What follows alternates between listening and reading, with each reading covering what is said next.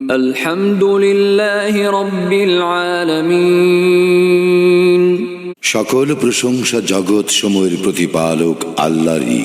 আর রহমানির রহিম, যিনি দয়াময় পরম দয়ালু। মালিকি ইয়াউমিদ্দিন, কর্মফল দিবসের মালিক। ইয়াকা না'বুদু ওয়া ইয়াকা নাস্তাঈন, আমরা শুধু তোমারই ইবাদত করি, শুধু তোমারই সাহায্য প্রার্থনা করি।